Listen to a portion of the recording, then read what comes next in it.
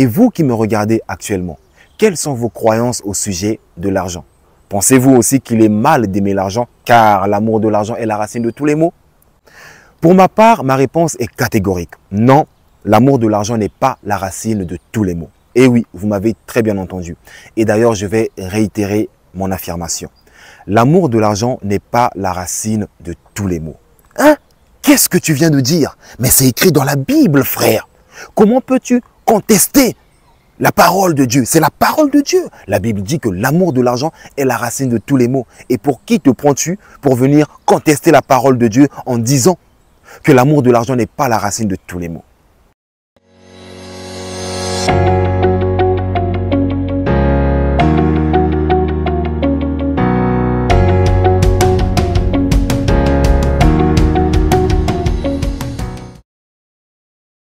Salut à tous, j'espère que vous allez merveilleusement bien, tout comme moi, ça ne change pas. Qui plus est, je me sens toujours aussi parfaitement divin. Et d'ailleurs, vous devriez dire la même chose. En plus, il fait merveilleusement beau. Celui qui ne sait pas qu'il sait, éveille-le. Voilà le but de ma chaîne Motiveuse Power. Éveillez vos consciences en vous poussant sans cesse à la réflexion afin que chacun puisse tendre vers sa propre sagesse. D'où le slogan « Sagesse intérieure ». Les amis, laissez-moi vous parler un peu de la foi. La foi vient de ce que nous entendons, mais aussi de ce que nous lisons. La foi est par définition le fait d'accepter comme vrai une idée, une pensée ou une théorie. Et lorsque celle-ci elle est acceptée comme vraie, elle va s'enliser dans notre esprit profond ou dans notre subconscient. Et ensuite, que va-t-il se passer? Étant donné que le subconscient est le siège de nos émotions, une fois qu'elle a intériorisé, imprimé l'idée, la pensée ou la théorie que nous avons acceptée comme vraie, le subconscient va commencer à orchestrer le scénario qui s'intitule « Notre vie ». En d'autres termes, nos croyances gouvernent et influencent notre existence. Les esprits les plus éclairés qui ont foulé le sol de notre planète ont reconnu et exprimé cette vérité de bien de manières. Jésus-Christ disait « Il vous sera fait selon votre foi ». Le Bouddha disait ceci « L'homme est le résultat de ses pensées ». Le père de la psychologie américaine, William James, affirmait ceci « Le subconscient est le pouvoir qui met le monde en mouvement, le pouvoir tout-puissant de Dieu ». Neville Goddard, pour sa part, disait ceci « Le subconscient est l'utérus de la création ». Alors, pourquoi est-ce que je vous parle du subconscient alors que cette vidéo est censée parler de l'argent ou plus précisément de l'amour de l'argent est-il la racine de tous les maux? Au fait, le but en vous parlant du subconscient, c'est de vous faire prendre conscience du pouvoir de votre subconscient et de vous amener à choisir consciemment, c'est-à-dire en toute conscience, les idées, les pensées que vous acceptez, que vous intériorisez, que vous imprimez dans votre subconscient et qui par la suite gouvernent votre existence. Non. Et maintenant les amis, voici le lien entre ce que je viens de vous dire et le sujet de cette vidéo. Vous savez, bien de gens entretiennent des relations conflictuelles avec l'argent et ce, en raison de leur propre croyance à l'égard de l'argent. Et beaucoup d'entre eux ont accepté comme vrai la pensée, l'affirmation, le verset qui dit que l'amour de l'argent est la racine de tous les maux. Et l'ironie dans tout ça, c'est qu'ils se demandent encore pourquoi est-ce que l'argent ne circule pas librement dans leur vie. Ils ne comprennent pas pourquoi est-ce que l'argent ne coule pas abondamment dans leur vie. La raison en est simple. Ils ne font pas le lien entre leur croyance à l'égard de l'argent et leur situation financière ou leur expérience de l'argent. Et vous qui me regardez actuellement, quelles sont vos croyances au sujet de l'argent? Pensez-vous aussi qu'il est mal d'aimer l'argent car l'amour de l'argent est la racine de tous les maux? Faites-le moi savoir en commentaire, je serai ravi de lire vos avis. Pour ma part, ma réponse est catégorique. Non, l'amour de l'argent n'est pas la racine de tous les maux. Et oui, vous m'avez très bien entendu. Et d'ailleurs, je vais réitérer mon affirmation. L'amour de l'argent n'est pas la racine de tous les maux. Hein? Qu'est-ce que tu viens de dire? Mais c'est écrit dans la Bible, frère. Comment peux-tu contester la parole de Dieu? C'est la parole de Dieu. La Bible dit que l'amour de l'argent est la racine de tous les maux. Et pour qui te prends-tu pour venir contester la parole de Dieu en disant que l'amour de l'argent n'est pas la racine de tous les maux? Mes amis, avant de vous déchaîner férocement sur moi, je vais vous demander d'écouter attentivement ce que je vais dire dans cette vidéo. Pour cela, je vous encourage à regarder la vidéo en entier. Et pour comprendre le contenu de mes vidéos, vous devez avoir l'esprit ouvert, car l'esprit est comme un parachute. Il fonctionne mieux lorsqu'il est ouvert. C'est seulement en regardant sa vidéo en entièreté que vous comprendrez pourquoi est-ce que je dis que l'amour de l'argent n'est pas la racine de tous les maux. Et si vous êtes prêts, laissez-moi un pouce bleu comme d'habitude et je vous dis c'est parti.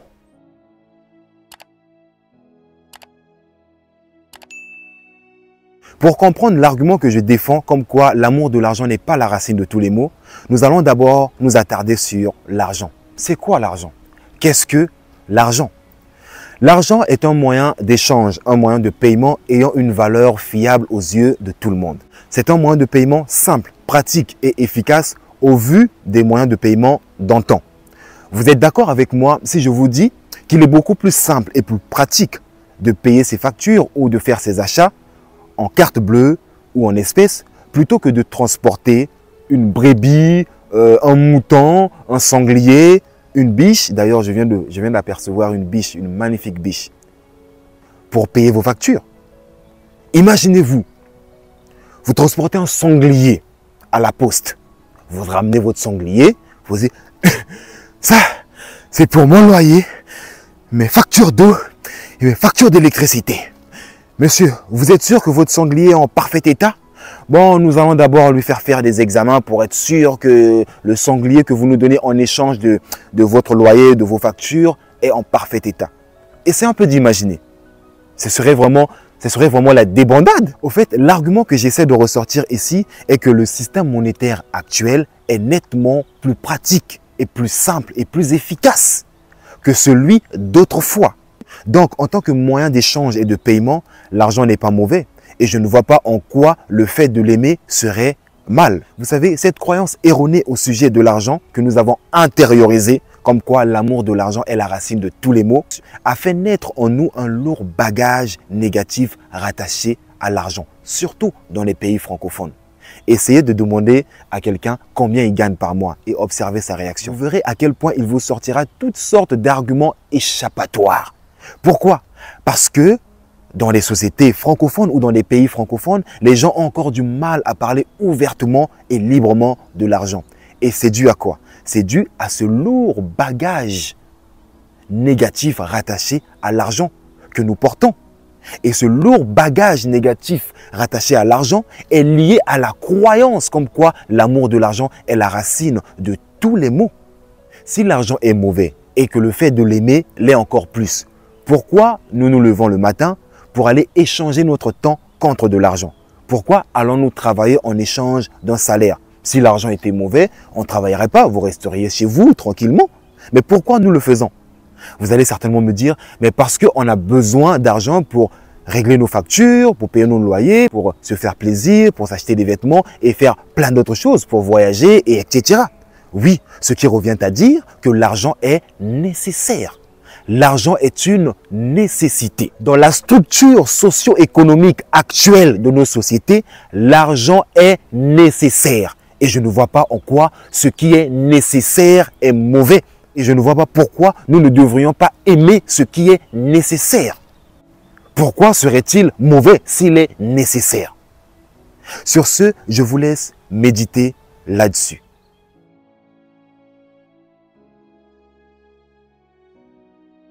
Certains d'entre vous me diront, c'est bien beau ce que tu viens de dire, mais je tiens à te rappeler que l'histoire n'a cessé de nous montrer à quel point l'argent est destructeur. Des familles se sont disloquées à cause de l'argent. Des gens s'entretuent à cause de l'argent. Des guerres ont éclaté et continuent d'éclater à cause de l'argent. Et que dis-tu de tout cela? Ma réponse est celle-ci. L'amour de l'argent n'est pas la racine des maux que je viens d'énumérer, mais c'est plutôt la cupidité qui en est la cause. Je répète, l'amour de l'argent n'est pas la racine des maux que je viens de citer. C'est plutôt la cupidité qui en est la cause. L'amour de l'argent et la cupidité sont deux choses différentes. C'est quoi l'amour de l'argent?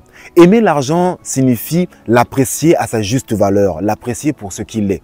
Comme nous venons de le voir, l'argent est un moyen d'échange, de paiement ayant une valeur fiable aux yeux de tous. Donc, en tant que moyen d'échange et de paiement, il est normal de l'apprécier pour ce qu'il est. C'est ça, aimer l'argent d'une manière saine, l'apprécier pour ce qu'il est. Tandis que la cupidité, elle, est un désir immodéré de l'argent et des richesses. Donc, ce n'est pas la même chose. Voilà pourquoi je vous ai dit que c'est la cupidité qui est la racine de tous les maux et non l'amour de l'argent. Comme le disait Sadhguru, l'argent dans votre poche, c'est bien. L'argent dans votre portefeuille, c'est bien. L'argent sur votre compte en banque, c'est bien. Mais cela devient un problème lorsqu'il sort de votre poche pour entrer dans votre esprit et l'emplir. C'est là que les problèmes commencent. C'est là que la cupidité prend naissance. L'être humain devient cupide lorsqu'il change sa perception et sa conception de l'argent. Lorsqu'il change son rapport à l'argent. Vous savez, lorsque l'argent occupe la première place dans votre cœur, lorsque vous mettez l'argent au premier plan, lorsque vous n'avez Dieu que pour l'argent, c'est là que vous devenez cupide. Et une personne cupide est dépourvue de principes et de valeurs. Ou du moins, devrais-je dire, nous n'avons plus les mêmes principes et valeurs. Une personne cupide est prête à tout pour l'argent, même s'il faut ôter la vie d'un autre être humain, voire même d'autres êtres humains. Une telle personne s'en fout. À partir du moment où ça lui rapporte de l'argent, peu importe ses actes. Et c'est là que la cupidité prend le dessus. L'argent devient maître et l'homme son serviteur. À cause de la cupidité, des guerres ont éclaté, des familles se sont disloquées. À cause de la cupidité, des gens s'entretuent. À cause de la cupidité, nous polluons notre chère planète qui nous abrite. À cause de la cupidité, nous polluons la terre-mère, celle qui nous donne à manger. Nous bourrons de produits chimiques la terre nourricière pour ensuite consommer les aliments qui contiennent des produits chimiques qui, nous le savons, ne sont pas bons pour notre santé et qui écourtent notre séjour sur terre. Nous le savons, mais nous faisons comme si de rien n'était. Nous fermons les yeux. Pourquoi? Parce que ça rapporte gros. Parce qu'il s'agit d'argent. Nous abattons chaque jour des millions d'arbres partout dans le monde entier pour fabriquer des cartons qui finiront, des boîtes emportées qui finiront à la poubelle. Ou encore pour faire des journaux en papier dans lesquels on nous apprend la déforestation ou encore le réchauffement climatique. Vous voyez à quel point la cupidité nous rend aveugles et stupides.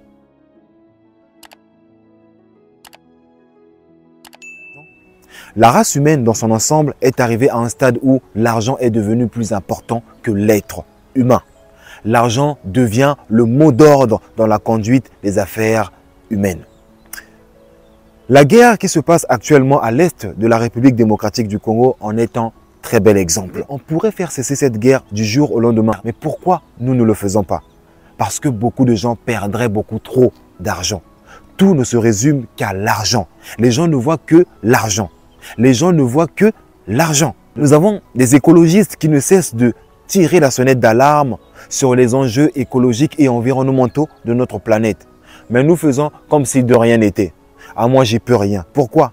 Parce que nous sommes orientés sur le profit. Le profit, le profit, le profit. Voilà notre société. Le profit, le profit, le profit. Voilà pourquoi j'ai dit que l'amour de l'argent n'est pas la racine de tous les maux, mais c'est plutôt la cupidité qui en est la cause. La cupidité est la racine de tous les maux. Notre monde est dans l'état qu'il est actuellement à cause de notre cupidité. Oui, à cause de notre cupidité. Et si nous ne changeons pas notre conception et notre perception de l'argent, si nous ne changeons pas notre rapport à l'argent, nous continuerons à transmettre ce désir immodéré de l'argent à nos enfants. Ça sera transgénérationnel. La cupidité nous mènera à notre perte. Et si cette vidéo vous a touché, ne la gardez pas pour vous seul. Partagez-la tout autour de vous. Vous n'avez pas le temps, c'est pas grave. Laissez juste un j'aime en cliquant sur le pouce bleu. Comme ça permettra à l'algorithme de proposer mon contenu à d'autres personnes. Et ce, grâce à vous. Parce que vous serez en quelque sorte un canal. Et oui, un canal à partir duquel d'autres âmes vont découvrir ma chaîne Motiveuse Power. Pour cela, je vous suis infiniment reconnaissant. D'ailleurs, n'oubliez pas de vous abonner pour plus de contenu impactant, motivant, inspirant et qui vous aide à devenir qui et ce que vous choisissez d'être chaque jour de votre vie afin d'actualiser le meilleur de vous-même. Quant à moi, je vous dis à la prochaine vidéo et que Dieu vous bénisse. Ciao, ciao, ciao.